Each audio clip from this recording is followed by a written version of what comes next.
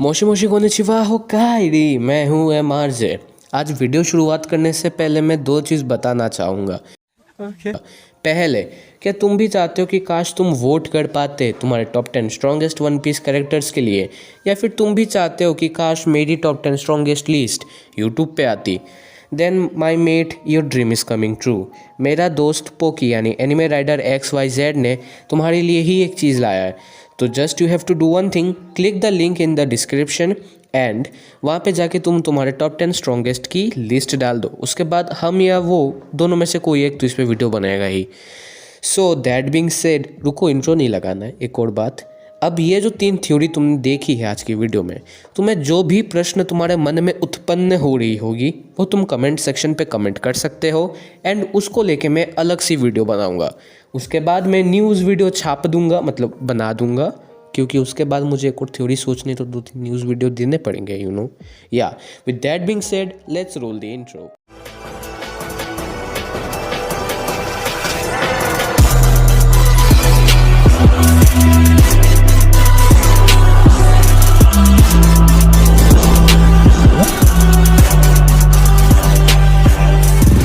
अगर तुम्हें याद हो तो मैंने लास्ट वीडियो में ये कहा था कि Adam tree is in Elbaf. बहुत सारे लोगों ने ये भी कहा कि ऐसा मैंने कैसे कह दिया कि एडम ट्री एल्बाफ पे ही है। Wait, I have proof for you.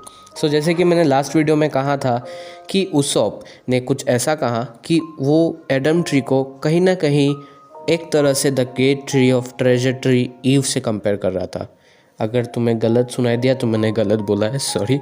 The sunlight tree of Eve, okay. तो उसॉप ने ही इन दोनों को कंपेयर किया था। एंड उसॉप बहुत पहले से, इवन फ्रॉम द जाया आइलैंड, उसको बस एल्बाफ पे ही जाना था। हमें पता है इवन एल्बाफ को वानो से पहले भी टीज करा गया है। सो एल्बाफ तो हम जा रहे हैं एंड इससे बेटर प्लेस कौन सी होगी, क्योंकि उसॉप ही वो कैरेक्टर है जो ये चीज़ें कर रहा है भाई, और उसॉप कभी झूठ तो बोलता है नहीं।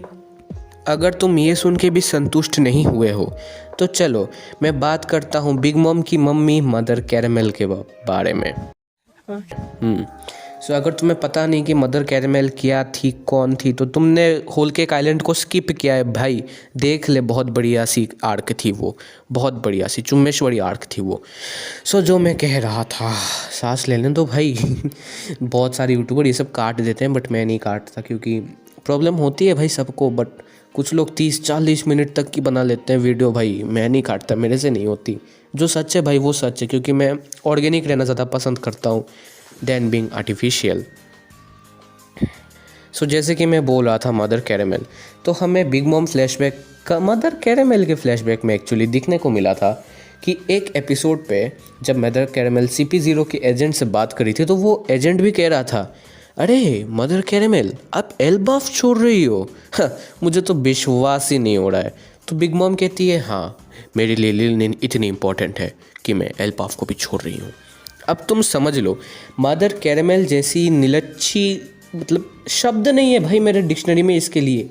इस कंजूस, इस मतलब मक्खी चूस औरत के लिए, मतलब औरत ने एल्बाफ को छोड़ा क्योंकि वो एल्बाफ को इतना पसंद करती थी फॉर सम रीज़न।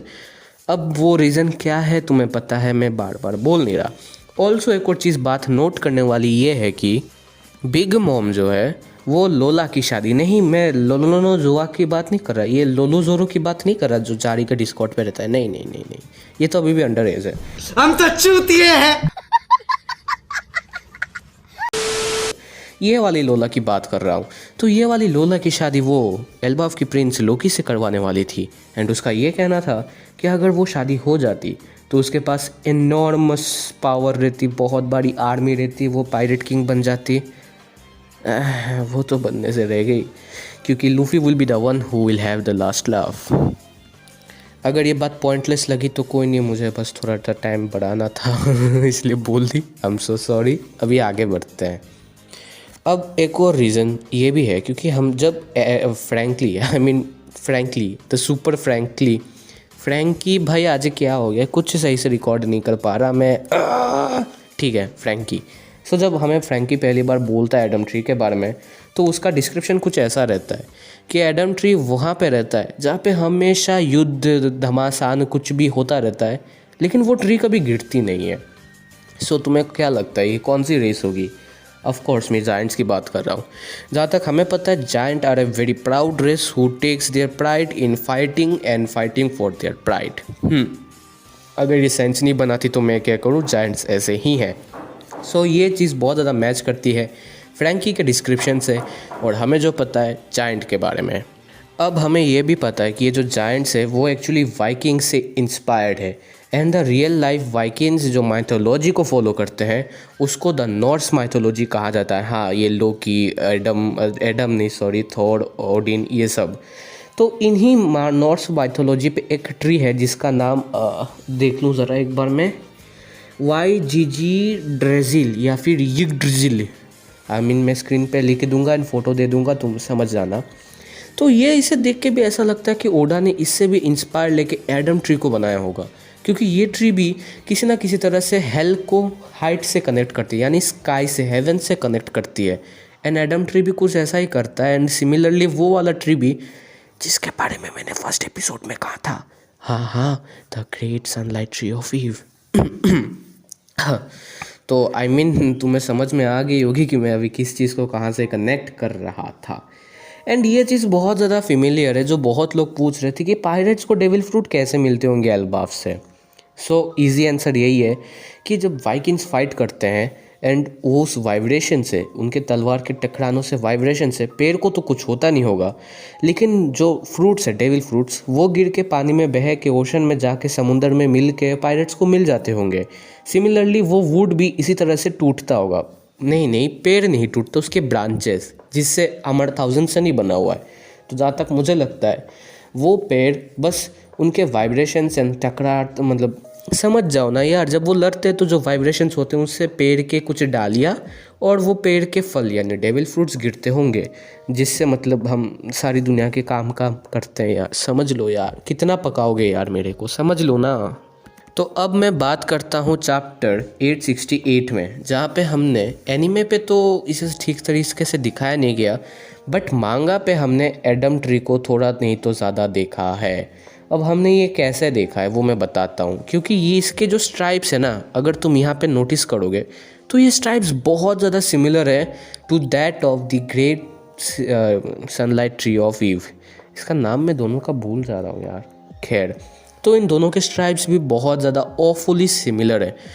तो अभी मुझे लग गया होगा मैं तुम्हें ये थ्योरी एक्सप्लेन कर पाया। अब आता है मेन बात। तुम सोच रहे होगे अगर ऐसी बात होती, अरे रुको एक बात तो रह गई। हमने ब्लैक बियर्ड को भी लास्ट टाइम देखा था रेवड़ी में कि वो कह रहा था लेट्स सेट द सेल। तो I am pretty sure he is going to dominate the Elbaf and take control of it. अब तुम ये पूछ सकते हो कि भाई तो फिर marine and white black beard ने इससे पहले अटैक क्यों नहीं किया? तो सिंपल सी बात है, मेरिन के पास नहीं थी SSG यानी स्पेसिफिक साइंटिफिक साइंस ग्रुप, कुछ एक ऐसा, एंड ब्लैक बियर्ड के पास नहीं था शिरियू। अब मैं शिरियू की बात क्यों कर रहा हूँ, वो इसलिए क्योंकि मुझे ऐसा लगता है कि ये ट्री जो है वो इनविजिबल है काइंड ऑफ। अब वो इनविजिबल क्यों है उसके लिए मेरे पास कुछ ज़्यादा थ्योरी नहीं है, बट मुझे ऐसा लगता है द प्रीवियस यूज़र यानी बोनचान से पहले, बहुत सालों पहले, during the time of Joy boy, जो यूज़र था ये क्लियर नोमिका, प्रोबेबली उसने अपना फ्रूट एवेकन करके इस ट्री को हाइड कर दिया था। अब तुम कहोगे अगर ट्री हाइड हो गया तो फ्रैंकी को कैसे वुड मिली? तो मेरे लाल, मैंने पहले ही तो कहा था, जायंट्स के अटैक्स के वाइब्रेशंस के हिसाब से ट्री के ब्रांचेस नहीं बल्कि डेलिया, टालिया और समझ लो ना, और फ्रूट गिरते होंगे, वही से बन जाते होंगे ये सब।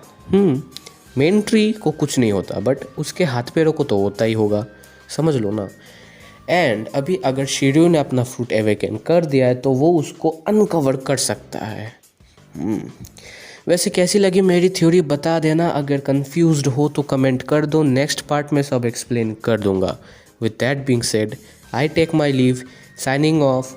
डिस्क्रिप्शन पे जाके कमेंट पे लिंक पे क्लिक करके अपना टॉप 10 स्ट्रॉन्गेस्ट बता देना। With that being said, bye bye.